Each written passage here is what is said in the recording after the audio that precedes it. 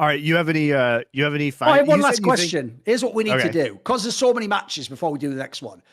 Who wins MSI? Yeah, exactly. That's what I was about to say. I think Gen G bounces back. Because I know you're the Gen G fan out of the three the most. You like their style.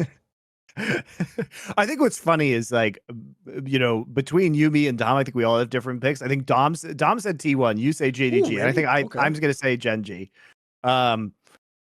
Despite the loss, I just, when we saw the LCK playoffs and we saw how quickly Gen G readapted, having lost and come from the losers bracket in that tournament. And I don't think that this is an untenable meta for Gen G. I think you could easily have Thorin just play tanks in the top side, and then you eliminate a lot of the problems that you were having. I think that if you start to ban out that Scion, or you have better level 1 plans against the Scion, then you can change that narrative around against JDG as well. And when Thorin has been on form, Gen G looks absolutely amazing. So I think they'll bounce back from this. I think they'll move away from the Wukong pick, and they'll move into more jungle tank picks, and we'll see the resurgence of Peanuts Poppy, which we should have already seen, and I predicted having come into this tournament, but they got around to playing the Poppy rather late in their series against T1. And I think rightfully thought that was not going to be Owner's preference, and also that Owner wouldn't be that good at it, because historically Owner was not a very good Poppy player, but he had a fucking great game against Gen G, like really, really, really good game. Like the reasons why I'm taking, have you done your reasons? You got more? Yeah, so I think Gen G still is super strong. I think they're still the best macro team in the world, and I think with a little bit different priority in draft and the ability to react to T1 strategies, and also the ability to see more matches of their opponents in the final, whether that's going to be T1 or JDG, according to my prediction, I think that they will be able to get it together. Here's my angle for why JDG wins. One, before I even get into analysis, I am the esports historian. I like narratives. It is just the romance of, like I said, the Chinese mid laner carries and wins the game over the Koreans. You obviously have the amazing team fighting. By the way, if you haven't noticed yet in history, this is what makes me a very unique individual. As an individual player, I like motherfuckers that just constantly win in lane and give themselves a chance so that their teammates don't matter. People who farm up the mid lane, people who farm up AD carry, Upset, Forgiven, Froggen, Chovy, fucking Larson. I like these players. But as a team, my number one favorite style, it comes from even what I like in Dota, is teams who can win team fights from behind. Moscow 5, G2 from 2019, this JDG team. I just find it so compelling, because if you ever watch LCK, the team that's behind in the team fight usually loses, because they play a very similar, like, handshake style, respectful style. I just love the fact that the teams can fight their way back into the game and just punch you in the face when they're essentially, when you back them into the corner on the ropes, they're giving you the knockout punch and you have to come back again. The game's incredibly, incredibly exciting. So not only does JDG have that, but then I'll give you the actual reasons why I think they can. One, I think Knight is the only player could actually out fucking Chovy and could beat him in mid lane. I think he's the only one. Faker's not even trying to do that. Faker's on the Zhao Hu tip. We all know that one.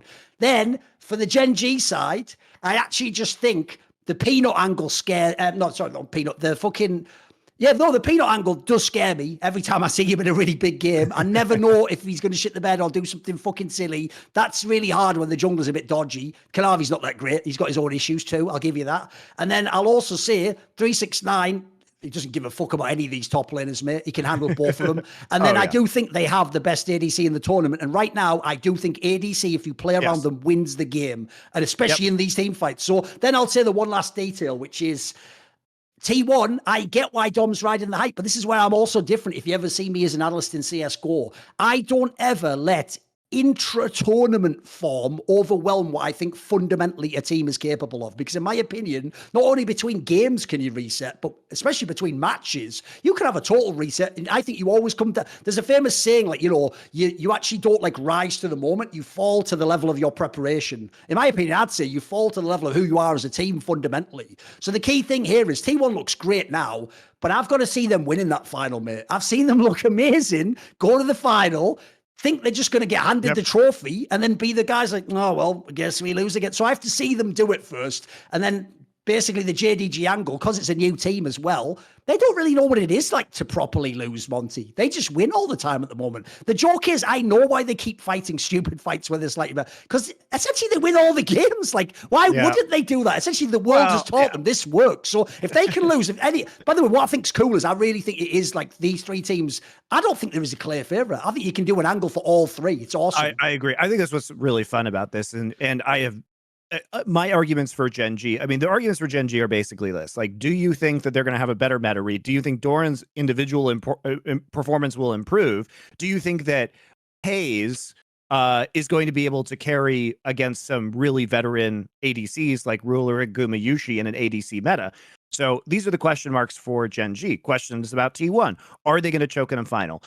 In the last two finals we've seen them in, LCK Spring Playoffs and the World Finals, they looked really unprepared for both of their opponents and kind of cocky going in. Yep. And when their opponents countered them or found answers, they didn't respond quickly to that. So even though they have very strong fundamentals and a giant bag of tricks, if they start to reach into that bag and things don't work, then they look really scared and then they default to weird shit that doesn't really work for them anymore.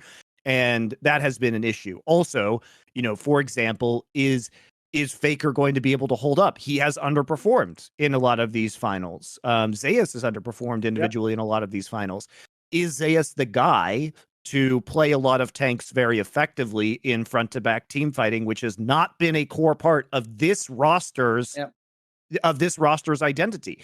For the most part, we've talked about this endlessly. The meta's playing into the V69 style, isn't it? Yeah, for the last couple of years, they've been playing this like pick style of composition with a lot of carry top laners, and they've been playing versus skirmishes. They also like don't have the greatest Baron setups in the world, even though they frequently get Baron at 20 to 23 minutes into the game. And, you know, they're able to force a lot of these engagements by being very aggressive in terms of their macro, but that can also bite them. So those are the questions around T1, around JDG. Do you believe that you know, this team, if they fall behind, is going to cleanly execute comeback wins without inting harder? Because I think that's the thing about JDG is like once they start to lose, they basically just lose harder and harder and harder a lot of the time. If they get those advantages, can they early snowball? Do you think that Kanavi is not going to be thrown by weird early jungle pathing and that you know, might cause the bot lane to fall behind somewhat? Yeah, so these are questions around all the teams. Now, they obviously have really big strengths, all of them. Like Gen G, their biggest strength is their macro. T1, their biggest strength is probably their skirmishing and early game objective control, their play around Dragon. For JDG, it's their team fighting and ability to get their bot lane ahead. So these are all things to consider, but I don't think there is a clear-cut favorite at the current point in time. I think it's really hard to call. And it's especially hard to call because we haven't seen a JDG series against a non-Chinese team. Or a Korean team, I should say. We have seen them against a non-Chinese team. But the result was what we expected against Golden Guardians, like a really fierce opponent like Gen G or T1. And I'm curious to see that. See more cool, funny, interesting clips based on topics from my content? Well, subscribe to this channel then, or, you know, be a pleb and don't.